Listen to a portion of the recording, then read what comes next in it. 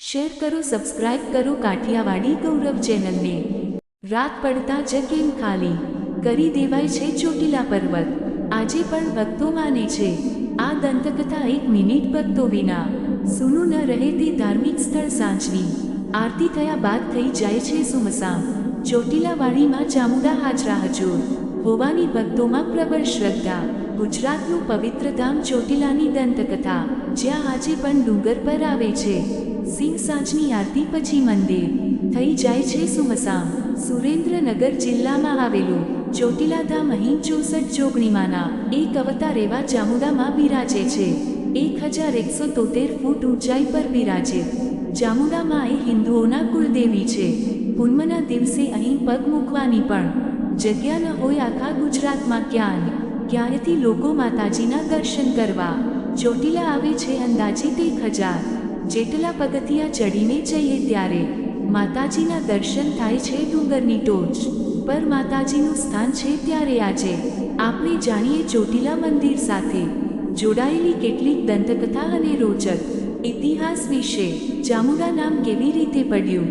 હજારો વર્ષ પહેલાંની આ વાત છે, જ્યારે પૃથ્વી પર ચંડ અને મૂંડ નામના રાક્ષસો હતા। આ બંને રાક્ષસોએ લોકોનું જીવવું હરામ કરી નાખ્યું હતું। પ્રજા ત્રાહિમામ પોકારી ઉઠી હતી, તેમજ રાક્ષસો ઋષિ મુનિઓને પણ ખૂબ ત્રાસ આપતા એક દિવસ બધા લોકો અને ઋષિ મુનિઓએ ભેગા થઈને આ રાક્ષસોથી બચવા માટે માતાજીની આરાધના કરવાનું શરૂ કર્યું। ઋષિ મુનિઓએ યજ્ઞ કરીને માતાજીનું આહ્વાન કર્યું અને હવન કુંડમાંથી એક ચમત્કારિક રીતે આદ્ય શક્તિ પ્રગટ થયા। આ મહાશક્તિએ ચંડ અને મૂંડ નામના બંને રાક્ષસોનો વધ કર્યો।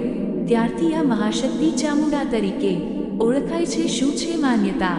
ગુજરાતમાં યાત્રાધામો પૈકી એક પૌરાણિક યાત્રાધામ ચોટીલા ચામુંડા માતાજીનું મંદિર છે। એવું પણ કહેવાય છે કે ચામુંડા એ તાંત્રિકની દેવી પણ છે। જો કોઈ તમારી પર મેલી વસ્તુનો પ્રયોગ કરીને તમને હેરાન કરતું હોય તો ચામુંડા માતાનું નામ લેવાથી ખરાબ તત્વોનો નાશ થાય છે। વળી એવી પણ માન્યતા છે કે જે સ્ત્રીના વાળ ખૂબ જ ખરતા હોય તો માતાજીને ખોટો ચોટલો ચડાવવાથી માનતા રાખે તો તેના વાળ લાંબા અને ઘટાદાર બની જાય છે। ચોટીલામાં યાત્રાળુઓ દૂર દૂરથી દર્શન કરવા માટે આવે છે। ચામુંડા માતાજી એ બધાની મનોકામના પૂર્ણ કરે છે। ઘણા લોકો તો દૂરથી પગપાળા માતાજીના દર્શન કરવા માટે આવે છે। અહીં આવનાર ભક્તોને માતાજી હાજરા હજુર હોવાનો અનુભવ થાય છે। ચોટીલા ડુંગર પર સાંજની આરતી બાદ કેમ કોઈ રોકાતું નથી? ચોટીલામાં રોજના હજારો ભક્તો માતાજીના દર્શન કરવામાં આવે છે।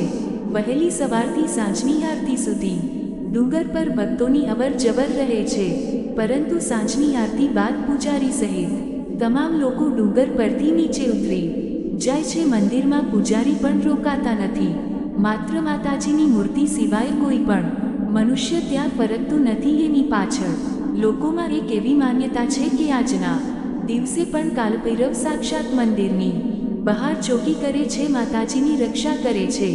સાથે એમ પણ કહેવાય છે કે રાત્રે ડુંગર પર સિંહ પણ ફરતો જોવા મળે છે। માત્ર નવરાત્રિના દિવસોમાં જ પૂજારી સહિત 5 વ્યક્તિઓને ડુંગર પર રહેવાની માતાજીએ મંજૂરી આપી છે। મહત્વનું છે કે ચામુંડાની સિંહ પર સવારી છે। એક હાથમાં ત્રિશૂલ અને તલવાર જેવા શસ્ત્રો હોય છે। માં ચામુંડાનો નિવાસ વડના વૃક્ષ પર હોવાનું મનાય છે। ચોટીલા ડુંગરના ટ્રસ્ટનું શું છે કહેવું?